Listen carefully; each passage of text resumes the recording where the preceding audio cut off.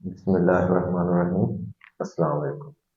मैं हूं मोहम्मद अब्दुल्ला शाहिद और आज हम लोग सेकेंड केमिस्ट्री चैप्टर नंबर 14 जो कि है हमारा मैक्रोमॉलिक्यूल्स का, उसके अंदर से टाइप्स ऑफ पॉलीमर्स जो हम लोग डिस्कस करते आ रहे हैं, उसमें से एक टॉपिक है on the base of senses, यानी कि उनके आपस में जुड़ने की बुनियाद के ऊपर किस तरह से जुड़ते हैं, कौन कौन से जुड़ते हैं, उसकी बुनियाद के ऊपर टाइप्स हैं। तो बुनियादी तौर पर सबसे पहले 1929 के अंदर डब्ल्यू एच करथर्स नाम का साइंटिस्ट था। उसने ये जो मेथड था ना वो इंट्रोड्यूस करवाया था, जो मोनोमर्स है वो किस तरीके से आपस में कंबाइन करते हैं। उसी के हिसाब से अगर हम लोग देखते हैं तो उसने दो कैटेगरीज बनाई थी। एक है बेटा हमारे पास एडिशन पॉलीमराइजेशन, दूसरी हमारी है कंडेंसेशन पॉलीमराइजेशन। अब इसके नाम से ही देखते हैं, एडिशन का मतलब बेटा क्या होता है? एडिशन का मतलब होता है दाखिला करना, यानी कि किसी भी चीज को उसमें ऐड करना। इसमें ये होगा हम लोगों ने एडिशन करना है, सिंपली दाखिल करना है किसी नई चीज को। कंडेंसेशन में क्या होता है बेटा? सुकड़ना। ठीक है, सुकड़ना है उसने, यानी कि थोड़ी जगह। यहाँ पे ये है कि वो ज्यादा जगह घेर रहा था पहले, उसने थोड़ी जगह घेर, ठीक है, उसने थोड़ी जगह ऑक्युपाई करना शुरू कर दिया।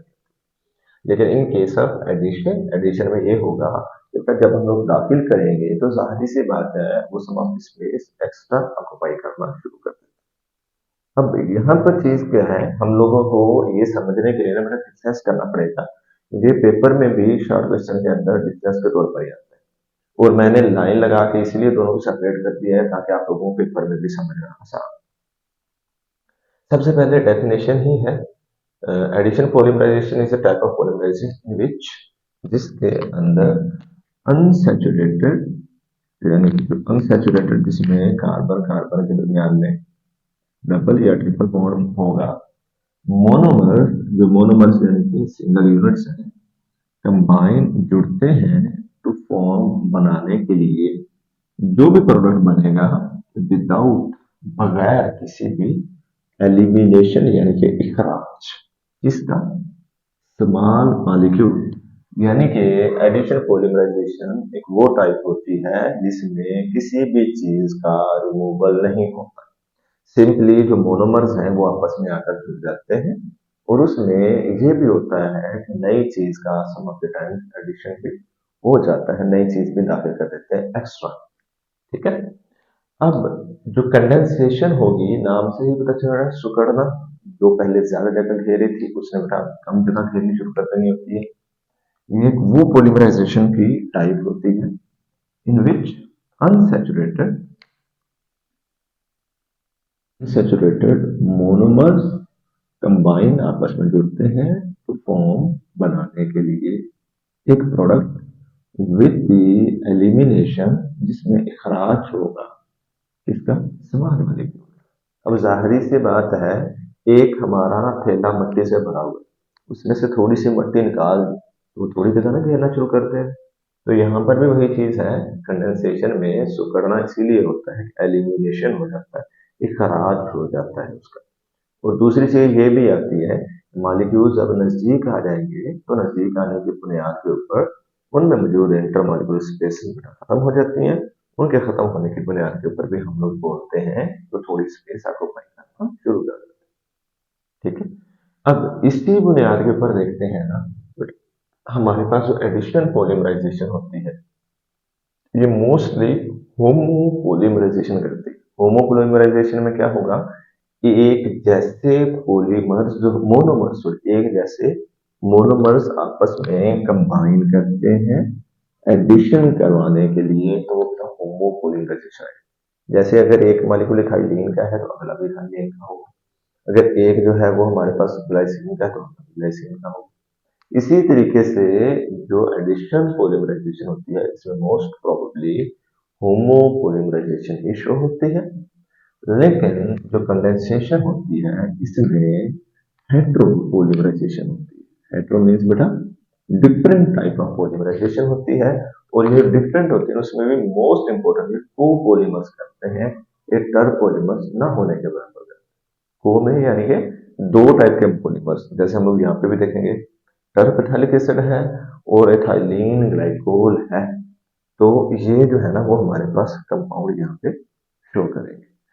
अभी फिर जो एडिशनल पॉलीमराइजेशन होती है फॉर्म बाय होमोलाइसिस। होमोलाइसिस मतलब एक जैसी ब्रेकडाउन की वजह से होते हैं। और जब एक जैसी ब्रेकडाउन होती है, बेटा चैप्टर 8 में बड़ी डिटेल में हमने डिस्कस किया है, ये होमोलाइसिस होती है by the process of free radical mechanism. और हम लोगों ने 9th में भी पढ़ा था free radicals are highly reactive substance. Free radical जो होते हैं बहुत ज्यादा रिएक्टिव होते हैं, बड़ी तेजी से रिएक्शन में शो कर जाते हैं। इसलिए जो एडिशनल पॉलीमराइजेशन है वो बेटा फ्री रेडिकल मैकेनिज्म के जरिए से होती है। और जो हमारे पास कंडेंसेशन होती है वो by the process of heterolysis. Hetero means different, homo means क्या होता है बेटा, सेम। तो डिफरेंट लाइसिस आ जाती है breakdown, different type of breakdown से होगी। अब इस डिफरेंट ब्रेकडाउन में हम लोग एग्जांपल के अंदर देखेंगे। इसमें ये होता है कि वो जो होता है ना, अपोजिट चार्जेस आते हैं, और वो जो अपोजिट चार्जेस आते हैं ना वो आयनिक स्पीशीज बनाकर, आयनिक स्पीशीज जो होते हैं ना वो बनाकर अपने रिएक्शन शो करते हैं। इसलिए ये बेटा हमारे पास आ जाता है हेट्रोलाइसिस। होमोलाइसिस में आयनिक स्पीशीज नहीं बनती, सिर्फ और सिर्फ जो फ्री रेडिकल्स बनते हैं। हेट्रोलाइसिस में आयनिक स्पीशीज बन जाती है। फिर जब हम लोग बात करेंगे होमोलाइसिस फ्री रेडिकल मैकेनिज्म की, तो आप लोगों को चैप्टर नंबर 8 वाला याद होगा। उसमें बेटा हम लोगों ने पढ़ा था हेलोजिनेशन वाला, 10th में भी पढ़ा था और चैप्टर 8 में पढ़ा। हेलोजिनेशन को हम लोगों ने 3 स्टेप्स में कंप्लीट किया था। पहले वाला था बेटा इनिशिएशन, फिर प्रोपगेशन, फिर टर्मिनेशन। ये 3 स्टेप्स के अंदर जो होता है ना वो कंप्लीट होता है, जो कि हम लोग इस एग्जाम्पल में भी करेंगे। फिर ये जो हमारा होता है ना कंडेंसेशन पॉलीमराइजेशन, जो मोस्ट इम्पोर्टेंटली वन स्टेप एक ही स्टेप में कंप्लीट हो जाता है। वो एक स्टेप इसलिए कहते हैं क्योंकि इसके अंदर जो होता है ना वो ब्रेकडाउन और फॉर्मेशन होनी होती है, वो एक ही स्टेप के अंदर हो जाती है। या इसमें ये भी बोलते हैं कि दो मॉलिक्यूल्स आपस में मिलकर जब रिमूव हो जाते हैं तो फौरन से ही बाकी मॉलिक्यूल्स आपस में जुड़ जाते हैं, इसलिए इसको हम लोग सिंगल स्टेप का ही, वहां पर थोड़ा सा प्रोसेस डिफरेंट होता है, इसलिए सिंपल स्टेप में आया। फिर ये जो एडिशन पॉलीमराइजेशन होती है, इसमें जो चेन की लेंथ है वो ग्रो करती है, यानी कि चेन की लेंथ में इजाफा होता है, चेन की लेंथ में इंक्रीमेंट होता है एक ही साइड से। वो एक साइड से क्यों होता है वो हम लोग इसके एग्जांपल के अंदर डिस्कस करेंगे इंशाल्लाह। लेकिन जो कंडेंसेशन होती है इसमें चेन की लेंथ बेटा दोनों साइडों से ग्रो करती है। दोनों जो किनारे हैं ना, जैसे ये है इसके दोनों किनारों से ग्रो करेगा कंडेंसेशन में, लेकिन पॉलीमराइजेशन जो एडिशन वाली है उसमें सिर्फ और सिर्फ एक साइड से ग्रो। उसके रीजन हम लोग डिस्कस करें। अभी बेटा फिर नेक्स्ट क्या है, हम लोग एग्जांपल के अंदर अगर यहाँ पे देखते हैं तो स्टाइरीन की एग्जांपल करते हैं। हम लोगों ने अभी डिस्कस किया है कि ये होमोलाइसिस फ्री रेडिकल मैकेनिज्म के जरिए से होगा। तो उसी फ्री रेडिकल मैकेनिज्म में सबसे पहले इस जैसे ना हम लोग यहाँ पे दो मॉलिक्यूल ले लेते हैं स्टाइरीन के, H2C double bond CH single bond C6। अब इनको हम लोगों ने आपस में कंबाइन करना है। जब आपस में कंबाइन करना है होमोलाइसिस होगी। होमोलाइसिस के दौरान में हम लोगों को पता है H2C सिंगल बॉन्ड CH6। अब यहाँ पे बेटा ये होगा कि हम लोगों को ये चीज पता है जब भी बॉन्ड बनता है उसमें दो इलेक्ट्रॉन्स होते हैं, एक एक एटम का, दूसरा दूसरे एटम का। होमोलाइसिस में एक इलेक्ट्रॉन इसको मिल जाएगा, एक इलेक्ट्रॉन इसको मिल जाएगा, इसी तरीके से ये इलेक्ट्रॉन इसको मिल जाएगा, ये इलेक्ट्रॉन इसको मिल जाएगा। तो बेटा जब ये हुआ हमारे पास बनेगा क्या, H2C single bond C single bond C6H5 plus H2C single bond HC single bond C6H5। अभी हम लोग देखें तो ये क्या है, फ्री रेडिकल्स बन गए बॉन्ड के ब्रेक होने की बुनियाद के ऊपर। तो जब ये फ्री रेडिकल्स बन चुके हैं ये आपस में कंबाइन हो जाएंगे, और जब ये आपस में कंबाइन होंगे तो हमारा प्रोडक्ट क्या बनेगा, H2C single bond CH single bond CH2 single bond CH C6H5 C6H5। अब इसके अंदर क्या है बेटा, यहाँ पे फ्री रेडिकल मौजूद है, यहाँ पे फ्री रेडिकल मौजूद है, ठीक है। तो ये जो फ्री रेडिकल्स होते हैं ना, ये फ्री रेडिकल्स के साथ फिर आके उस तरीके से हमारे पास अल्काइल जुड़ता है, वो इनिशिएशन टर्मिनेशन वगैरह वाला हम लोग डिस्कस करेंगे। यहाँ पर अगर हम लोग देखेंगे ना, इनका जो मॉलिक्यूल जिसको हम लोग उसका क्या नाम देते हैं, रिपीटिंग यूनिट, वो रिपीटिंग यूनिट क्या होगा, इसका रिपीटिंग यूनिट होगा, इसके साथ में एन लगा देंगे, एन का मतलब होगा मैनी, बहुत ज्यादा सारे इस तरीके के आपस में जुड़ते हैं जुड़कर लॉन्ग चेन फॉर्मेशन करते हैं। और वन साइड से कैसे ग्रो करता है वो हम लोग उधर डिस्कस करते हैं, फिर हमें क्लियर हो जाएगा। अभी एग्जांपल बेटा करते हैं कंडेंसेशन की, पॉलीमराइजेशन की। इस कंडेंसेशन में हम लोग ये देखेंगे कि बेटा हेटेरोलाइसिस होनी है, उस हेटेरोलाइसिस के दौरान में एक दफा ना यहाँ से कर लेते हैं, हमारे पास जगह थोड़ी कम है, तो ये उसी जगह उसके साथ लगाएं।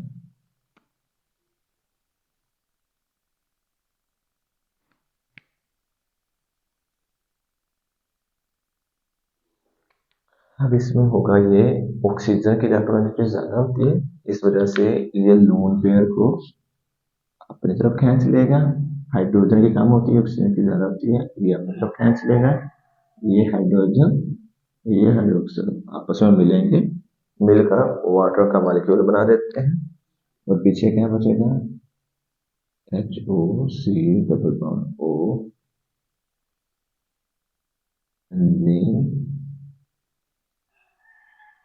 फिर आएगा C double bond O, OH निकल गया बेटा, फिर हमारे पास O CH2 CH2 OH।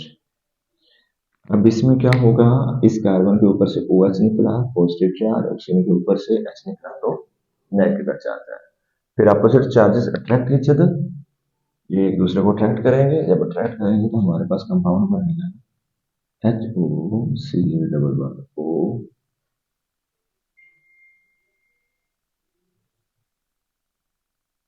ये double bond O CH2 OH, ठीक है। तो यहाँ पर क्या होगा, बॉन्ड बन चुका है, इसको हम लोग एस्टर बॉन्ड का भी नाम देते हैं।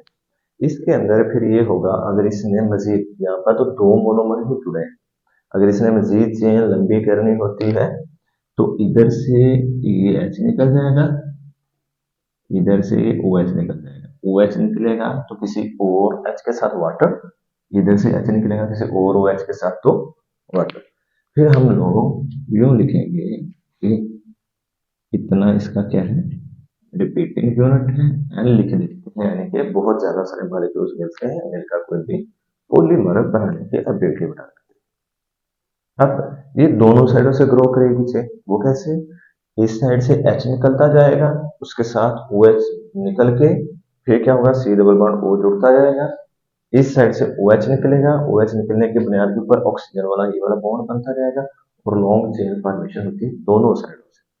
हम लोगों ने पहले क्या पढ़ा था बेटा, with the elimination of small molecule, एक छोटे से मॉलिक्यूल के निकलने के साथ, तो यहाँ पर से क्या निकला था, पानी निकला था, इस वजह से क्या हो गया, सुखड़ गया, कंडेंस हो गया।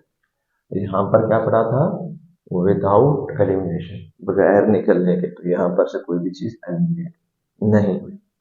तो अभी बेटा हम लोग जो है ना, वो फ्री रेडिकल मैकेनिज्म जो है ना एडिशन पॉलीमराइजेशन का, उसको डिस्कस करते हैं। अब उस फ्री रेडिकल मैकेनिज्म के अंदर अगर हम लोग लेंगे तो कोई भी ना, यहाँ पे हम लोगों ने ऑर्गेनिक जो है वो सब्सटेंस लेना होता है, जो कि यहाँ पे पर ऑक्साइड की फॉर्म के अंदर अवेलेबल होता है। ऑर्गेनिक पर ऑक्साइड लेना है हम लोगों ने बेटा कोई भी, उस ऑर्गेनिक पर ऑक्साइड को हम लोगों ने आगे उस रिएक्शन के अंदर लेके जाना है, ताकि आसानी से वो रिएक्शन कंप्लीट हो सके। तो हम लोगों को पता है सबसे पहला स्टेप क्या होता है फ्री रेडिकल मैकेनिज्म में, इनिशिएशन का, तो सबसे पहले इनिशिएशन होगी, उस इनिशिएशन कराने के दौरान में हम लोग सनलाइट प्रोवाइड करते हैं। बट जब सनलाइट देंगे यानी कि हीट देते हैं थोड़ी सी, तो वो अपने रेडिकल्स बना देता है, क्योंकि नाइट में पढ़ा था तो रेडिकल्स बनते हैं इन प्रेजेंस ऑफ सनलाइट। तो ये बेटा टूटेगा, यहाँ पर मौजूद जो इलेक्ट्रॉन का पेयर होगा, जो इलेक्ट्रॉन का पेयर होता है, ये होमोलाइसिस होगी, एक इलेक्ट्रॉन इसको मिल गया, एक इलेक्ट्रॉन इसको मिल गया। उसके मिलने के बाद हमारा जो प्रोडक्ट बनना है बेटा वो बनना है alkyl carbonyl single bond oxygen, और ये ऑक्सीजन के ऊपर फ्री रेडिकल। फिर एक ये आ गया alkyl carbonyl oxygen, alkyl carbonyl oxygen, दो इस तरह के मॉलिक्यूल आ गए। ठीक है बेटा, और फिर यही दो मॉलिक्यूल जो है वो हम लोग यहाँ पे भी लिख लेंगे कि यहाँ पे वो नीचे आ गए। इनको हम लोगों ने आगे लेके चलना है इनिशिएशन के लिए। फिर यहाँ पर होना ये है कि ऑक्सीजन जो है ना वो हम लोगों पे हाईली रिएक्टिव स्पीशी है। जब हाईली रिएक्टिव स्पीशी है, ये आके इस ऑक्सीजन के साथ बॉन्ड कर लेता है। जब इस ऑक्सीजन के साथ बॉन्ड कर लेगा,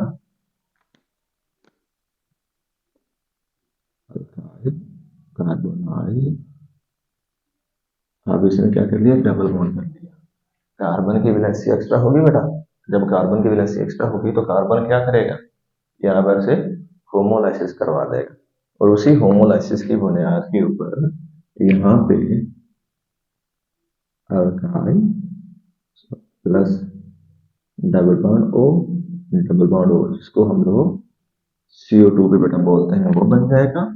और अल्काइल क्योंकि फ्री रेडिकल मैकेनिज्म के थ्रू ही टूटा है यहाँ पर से, तो इसी फ्री रेडिकल की वजह से यहाँ पर क्या होगा, अल्काइल के ऊपर खाली वैलेंसी आ जाएगी।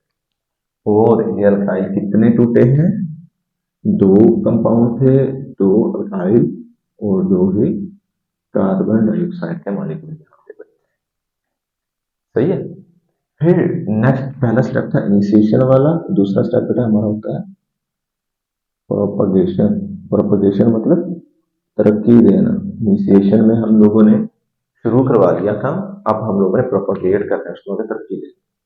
अब तरक्की देने में ये होगा, दो अल्काइल थे रेडिकल वाले, उनमें से एक अल्काइल जो कि रेडिकल वाला होगा, हाईली रिएक्टिव है ना, वो बेटा अनसैचुरेटेड स्टाइरीन या कोई भी और मॉलिक्यूल ले लेते हैं हम लोग, उसके ऊपर आके अटैक करेगा।